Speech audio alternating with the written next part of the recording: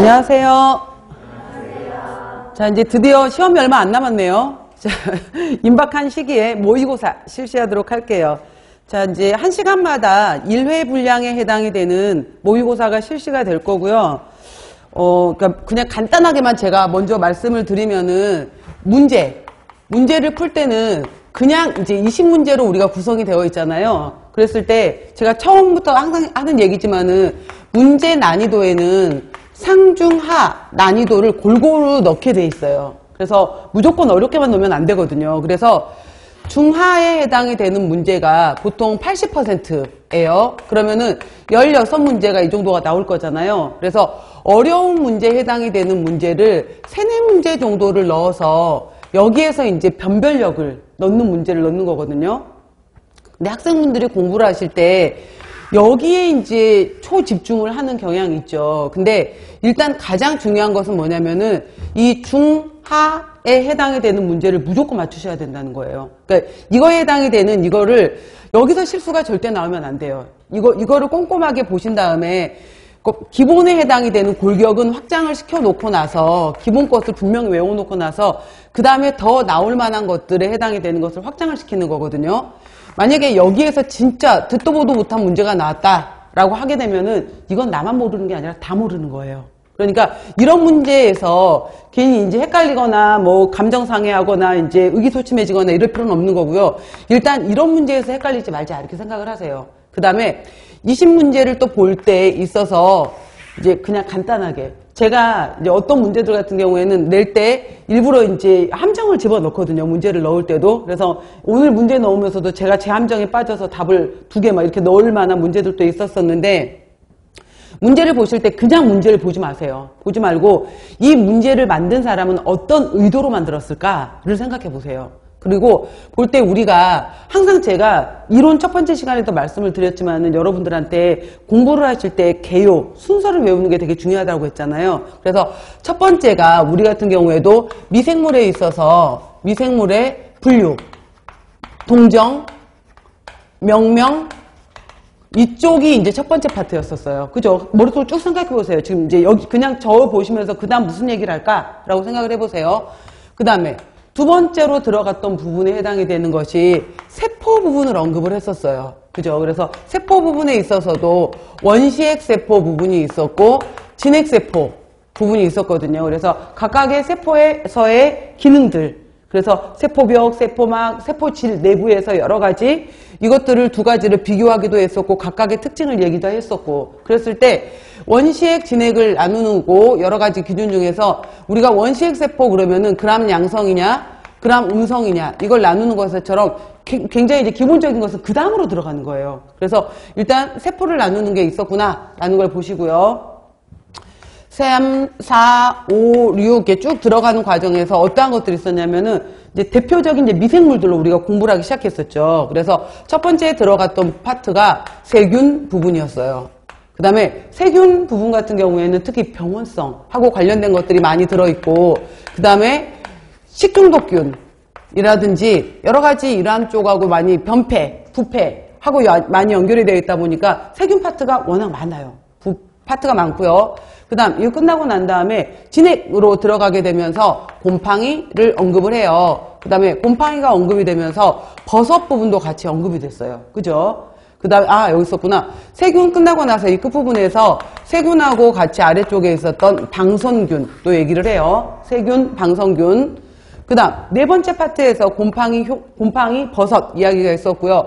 다섯 번째 부분에서 효모 부분이 있었죠. 그래서 효모 부분에서는 워낙 이제 발육 이렇게 해서 나오게 되는 거죠. 그 다음 메인에 해당이 되는 것들이 이제 세균, 방성균, 곰팡이, 버섯, 효모가 있었고요. 또 여기에서 연결됐던 것이 바로 이제 바이러스 중에서도 세균에 증식을 한다라고 해서 박테리오파지라는 거에 대해서 언급이 돼요. 그래서 이거 같은 경우에는 또 유전자 쪽으로 들어가게 되면서 유전 파트에서 파지 같은 경우에는 워낙 중요하게 또 물었던 것이 요즘에는 유전에서 프로파지가 되면서 형질 도입 부분으로 또 물어봤었죠. 그래서 유전자 파트가 있었어요. 그리고 조류까지 해서 바로 지금 제가 했던 부분이 메인이에요. 그래서 이제 오늘부터는 20문제가 섞여 있을 거고 속명, 종명이 제시가 되면은 여러분들이 그걸 딱 보자마자 바로 얘는 세균이야. 얘는 곰팡이야, 얘는 효모야, 얘는 조류야, 이것을 바로 구분하실 수 있어야 돼요. 그래서 이제 이거는 이미 이제 여러분들이 많이 익숙해지셨을 것 같아요. 세균,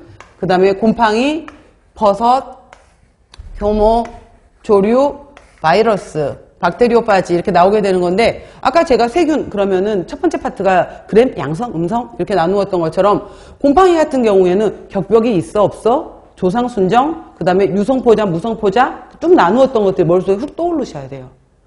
그래서 이제 이렇게 나왔었고요. 그 다음에 여기까지가 다 끝나고 난 다음에 나왔던 부분에 해당이 됐던 것이, 우리가 그 다음에 연결됐던 부분이 이제 효소 부분도 있었고요. 그 다음에 미생물의 대사 부분도 있었고요. 그 다음에 대사에서 대사 물질들, 그 다음에 대사 물질 같은 경우에는 1차 대사 물질도 있고 2차 대사 물질도 있었는데, 1차 대사에 해당이 되는 것들은 효모를 이용해서 알코올을 만들었어.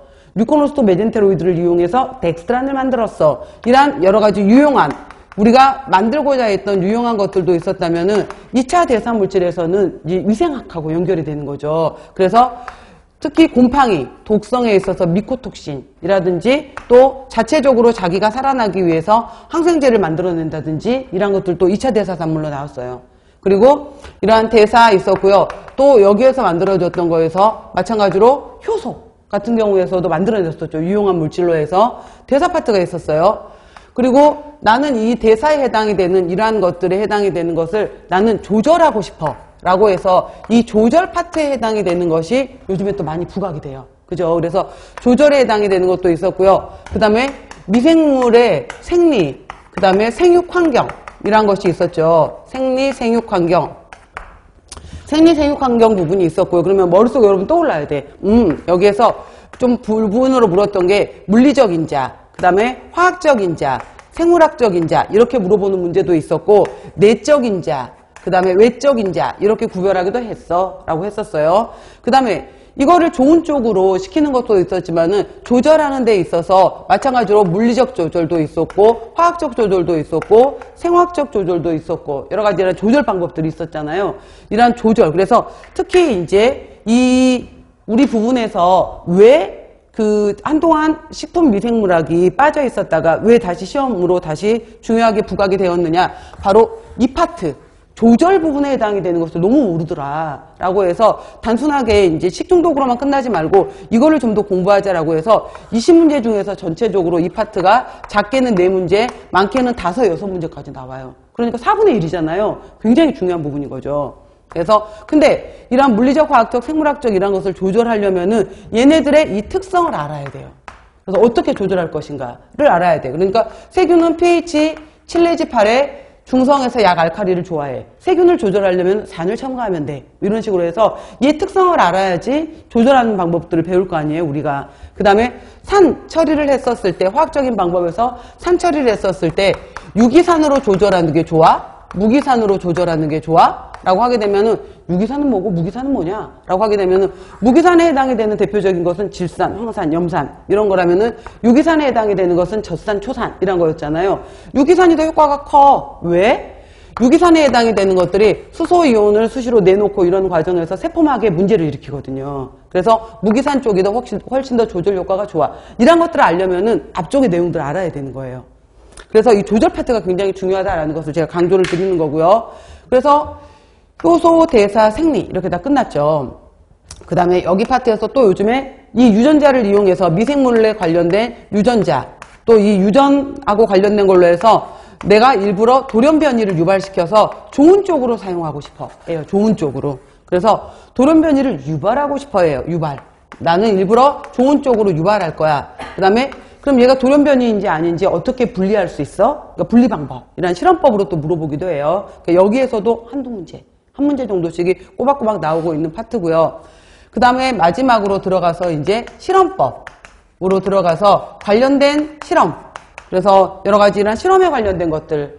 적어도 우리가 식품 공전을 읽었을 때 MPM법이 무엇인지, 방막여과법이 무엇인지, 평판배지가 무엇인지, 주의평판이 뭔지 도말평판이 뭔지 구별할 줄 알아야 될 거 아니야. 그렇기 때문에 실험법에 관련된 내용들도 공존을 읽어야 되겠죠. 공존 중에서 뭐 전체 시료에 해당이 되는 뭐 M은 5개인데 뭐 맥시멈에 해당이 되는 것은 몇 개고 카운트에 해당이 되는 것은 3개고 이런 식으로 나와요. 요즘에는. 그럼 이거 C 뭐 스몰 M, 라지 M 이 말이 나오면은 저게 뭔 말이지? 못 읽으면 안 되잖아요. 그렇기 때문에 이러한 내용들 때문에 바로 이제 뭐 이것이 10개는 돼야 되겠죠, 최소한. 그리고 뭐 아무튼 이런 식으로 해서 이제 알려줬었을 때 공전도 읽을 수 있고 추정이 뭐고 확정이 뭐고 완전 실험이 뭐야? 그 다음에 뭐 증균하는 것이 뭐고 분리배지가 뭐고 완전 배지가 뭐야? 이런 것도 알아야 될 거 아니야. 그렇기 때문에 실험법도 나오게 되는 거예요. 그래서 바로 이제 미생물의 구성은 식품 미생물 구성은 이렇게 나와요. 그래서 분류 문제 파트에서도 한 문제,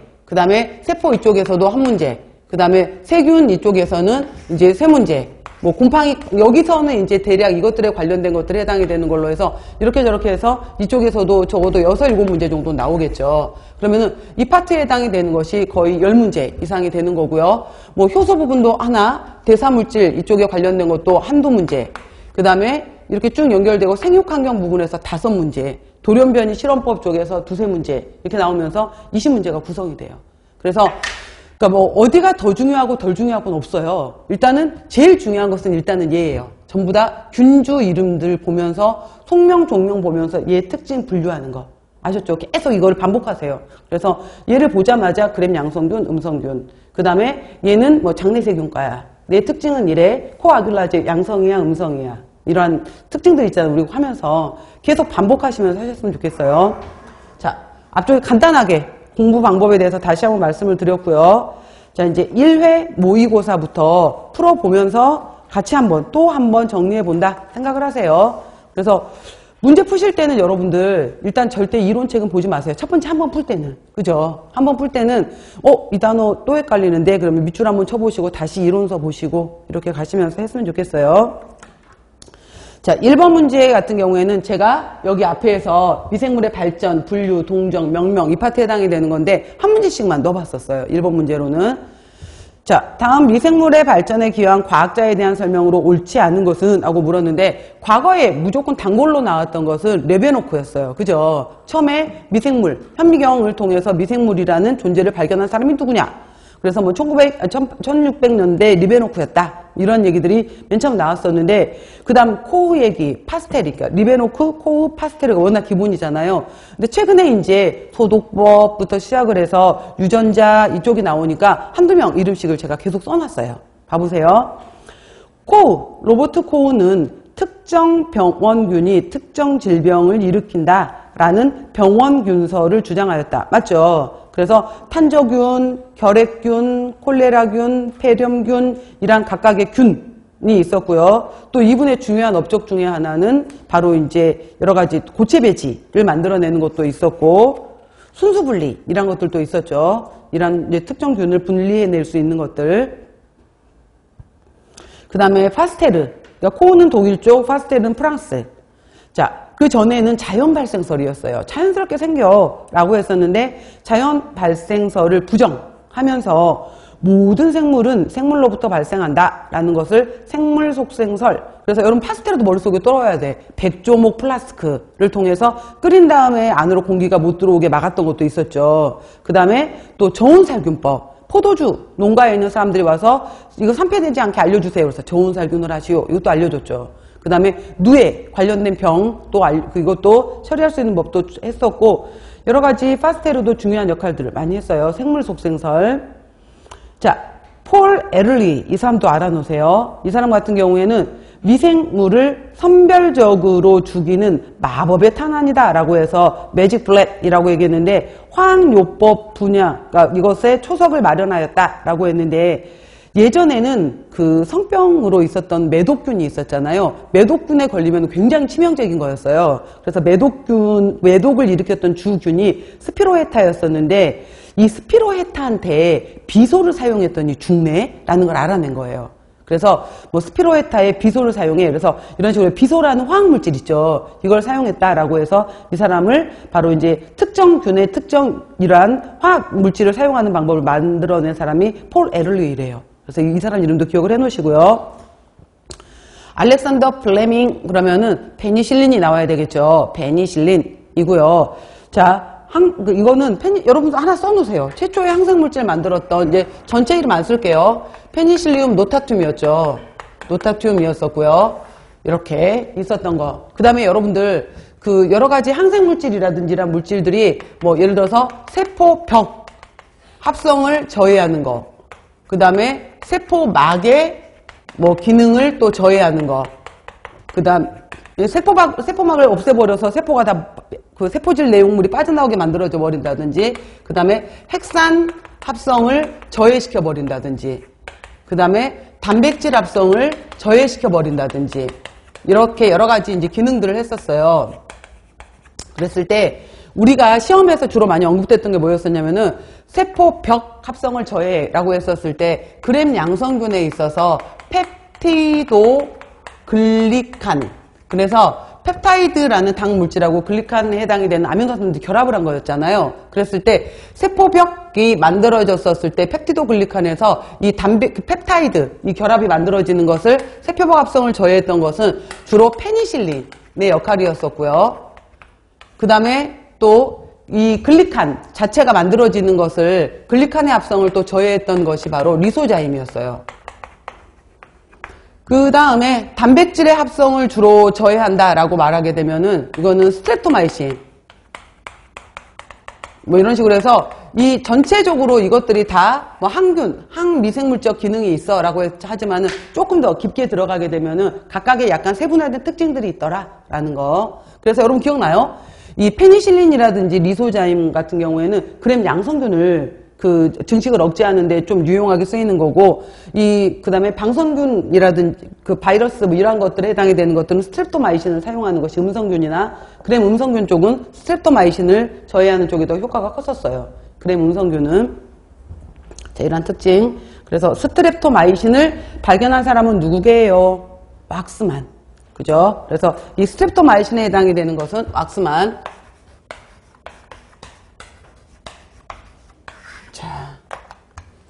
항상 강의 들어올 때 판서 잘해야지 하고 다짐하고 오는데 안 돼요. 이게 성격이. 자, 왁스맨이었고요. 그래서 4번, 다음 2번. 자, 두 번째 문제는 제가 세포 문제를 넣었죠. 미생물 세포의 구조에 대한 설명으로 옳은 것을. 그래서 문제를 볼 때 이 사람이 어떤 문제를 냈나를 봐보세요. 첫 번째 동정 분류 과학자, 두 번째 문제는 세포 문제를 냈네. 그러니까 무슨 문제를 냈는지를 보세요. 세포. 자, 원핵세포는 세포막, 원핵하고 진핵 구별했었을 때 항상 메소좀, 미토콘드리아 구별하는 문제 잘 냈어요. 그러면은 원핵세포는 호흡기관이 미토콘드리아가 없었단 말이죠. 그래서 메소좀인데 이것도 맨날 헷갈리라고 세포벽 막 이렇게 물어요. 근데 세포벽이 아니라 세포막이 함입된 메소좀에서 호흡 기능을 한다. 맞네. 그 다음에 핵이 있어야 되고, 핵이 있고, 그 다음에 핵막 이렇게 쌓여 있고 중간에 이렇게 핵공이 있어서 비어 있었죠. 그래서 여기에 이제 뭐 DNA 가지고 있었고, 또 안에 핵인에 해당이 되는 것을 우리가 여기 핵인 부분도 있었죠. 그래서 여기서 우리가 그냥 핵인에서 핵 빼버리고 인을 갖고 있다 그러면은 우리가 알고 있는 이 인을 말하는 게 아니에요. 세포 구조에서는 인 그러면은 바로 핵 안에 들어있는 그 보라색 음색대에 있었던 거 있었잖아요. 분홍색. 이 핵인 부분에 해당이 되는 거고, 여기에 바로 이제 리보조말 RNA 를 만드는 역할을 했던 것이 바로 핵인에서 만들었었어요. 그리고 만들어진 일부 물질들은 다시 핵공을 통해서 빠져나오기도 했었고요. 그래서 정확하게 DNA야. 그 다음에 핵막이 있어. 내막, 외막, 이중막이야. 핵공이 있어. 이런 식으로 해서 이것들을 정확하게 분류했던 것은 진핵세포의 특징이에요.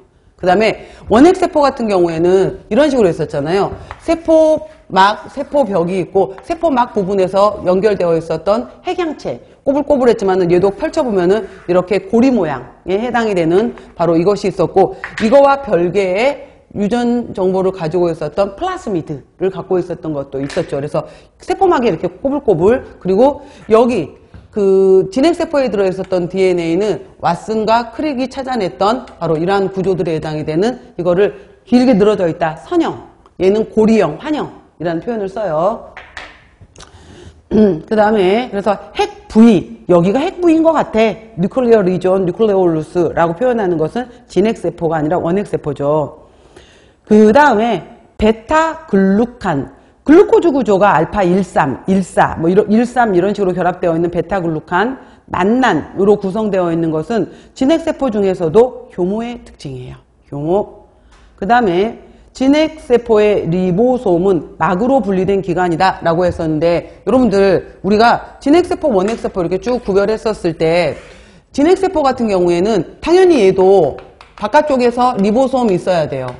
얘도 당연히 리보솜이 있어야 돼요. 리보솜이 있는데 리보솜의 경우에는 막으로 둘러싸인 기관이 아니다 라고 했어요. 리보솜은 막기관이 아니에요. 그 다음에 둘 다 공통적이에요. 답은 1번. 3번. 원핵생물인 세균에 대한 설명으로 옳은 것은 그랬어요. 삼투압 등의 외부 환경으로부터 세포를 보호하는 세포벽 당연히 있어야지. 없다 틀렸고, 그 다음에 외막에 해당이 되는, 만약에 리포폴리사카라이드가 있었다면은 여기에는 H항원이 아니었잖아요. 여러분들 H항원은 누가 나타내는 항원의 특징이에요? 편모. 편모가 나타내는 특징이었었고, 바깥쪽에 리포폴리사카라이드 같은 경우에는 바로 O항원이었죠. O항원. 뭐 기억나 여러분들? 바깥쪽에 세포벽에 있었던 특징 중에서 O항원 더하기 중심 다당류, 또 하나 바로 독성을 나타냈었던 리피드 A. 기억나시죠? 내독소, 리포폴리사카라이드 부분에 있었어요. 그래서 바깥쪽에 외막에 있었던 리포폴리사카라이드 부분에 오항원, 중심다당류, 리피드 A가 있었다. 엔도톡신이었어요. 내독소. 그래서 이렇게 정리도 해 놓으시고요. 그래서 H항원은 바로 편모에서 나타내는 특징이었어요. H항원은. 자, 그 다음에 세균에 따라서 플라젤린으로 이루어진 운동성 기관이 있다. 다 있다가 아니라 그러잖아. 따라서 라고 했으니까 플라젤라라고 말했던 편모를 말하는 거고요. 단세포로 구성이 되고 증식 시 유사분열을 한다. 유사분열 없어요. 그죠? 비유사분열, 즉 이분법이었어요. 얘는. 답은 3번. 그 다음 4번 볼게요. 자, 미생물의 분류 및 동정에 대한 방법으로 옳은 것은? 하고 물었어요. 자, 미생물을 분리 후 염색을 한다든지 생화학적, 그러니까 그램 양성이냐 음성이냐, 생화학적 분석을 통해서 뭐 세포벽 특징이 어때? 혈청학적 분석에서 O항원이야, H항원이야 등등등 이렇게 발생으로 분류하는 것은 표현형이라고 해요. 표현형. 표현형. 표현으로, 그러니까 드러나는 것으로 본다라는 거예요. 눈으로 우리가 보여지는 걸로 결과적으로 표현형이라고 표현하는 거고요. 진화적인 연관성에 바탕을 두고 분류하는 것을 바로 계통발생학적 분류법이라고 해요. 2번이 정답이에요. 3번 보시면은 진정세균, 봐봐 여러분들, 진정세균, 고세균, 그 다음에 있었는데 우리가 최근에 분류법에서 3역 6개라는 말이 있었던 거 기억나시죠? 그러면은 3역 6개에서는 세균, 그 다음에 고세균, 그 다음에 여러 가지 원핵 동물이죠. 여기 해당이 되는 걸로 해서 지금 말한 것처럼 세 가지 나누게 되죠. 진정세균, 고세균, 진핵생물. 생물이에요. 이건 진정세균. 그래서 역에 해당이 되는 것은 도메인이었고요. 개에 해당이 되는 것은 킹덤이었어요. 그래서 진정세균에서 세균, 그대로 내려와서 고세균에서 고세균, 그 다음에 6개에 해당이 되는 거에 여기에 동물, 식물, 그 다음에 원생동물, 그 다음에 균류. 그래서 이렇게 3역 6개로 나누어진다 라고 보면 되는 거죠. 그래서 여기 바로 균류에 곰팡이, 바로 효모 이러한 것들이 여기 들어가 있는 거죠. 자, 그래서 3역 6개 나누었던 것도 있고요. 3역 6개. 그래서 이렇게 이거는 바로 16S 리보조말 RNA로 분석한다. 이거 어디가 틀렸을까요? 진정세균 같은 경우에는 리보조말에 해당이 되는 것이 세균의 경우에는 70S예요. 70S 리보좀이고 고세균도 70S 리보좀이에요. 그 다음에 동물, 여기 진핵생물에 해당이 되는 것은 80S 리보좀이에요. 그래서 이쪽 70S짜리 해당이 되는 것은 16S 리보조말 RNA로 분석하고요. 80S짜리 해당이 되는 것은 18S 리보조말 RNA로 분석해요. 제가 문제풀이 때 한 번 이거 설명드린 적이 있었어요. 그래서 여러분들 그거 표 보시면, 이론 보시면은 밑에 그 진정세균, 고세균, 그 다음에 진핵생물 구별하는데 16S 리보조말 RNA와 18S 리보조말 RNA로 분류한 표라는 말이 있어요. 그래서 바로 뭐 잘못 썼네? 리보조말 RNA.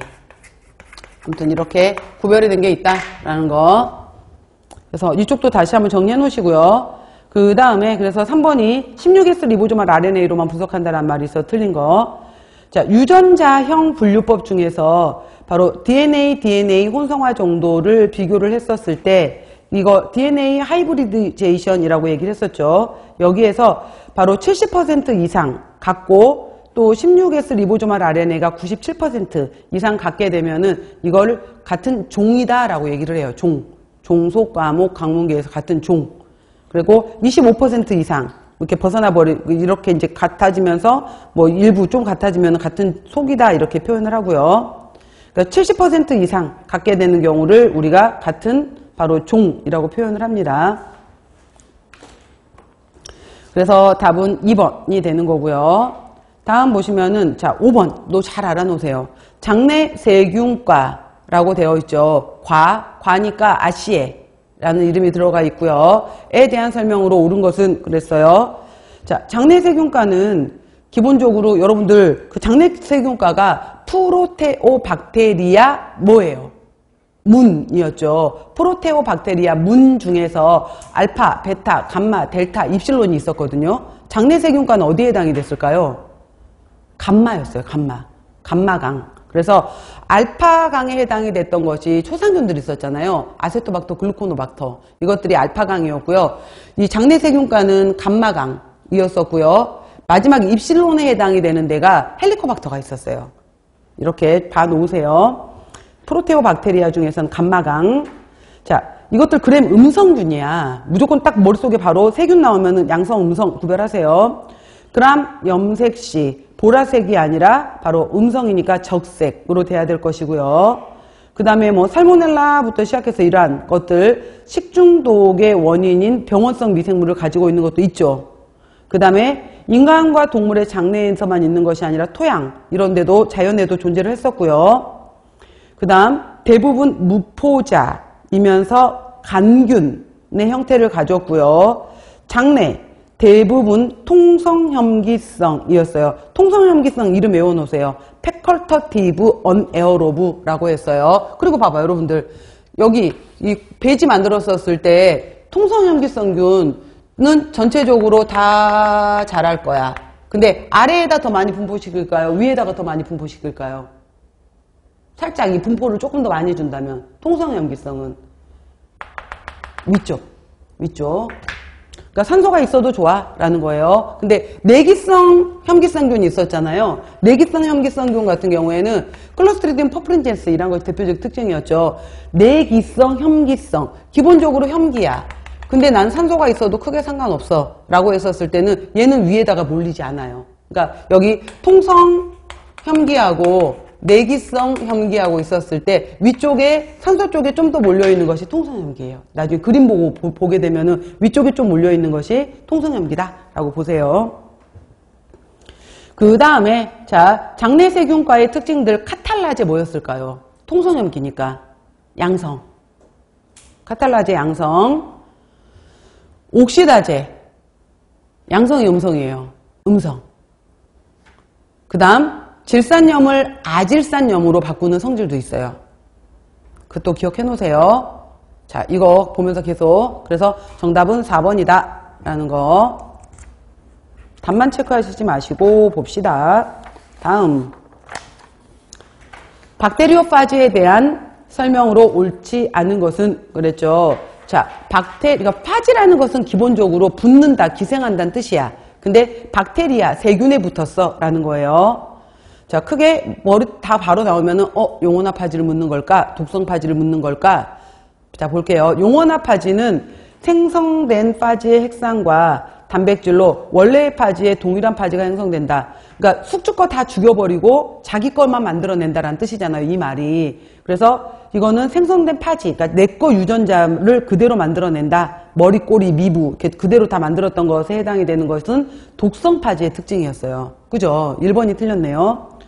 독성 파지, 바이룰런트 파지라고 이름 붙였었고요.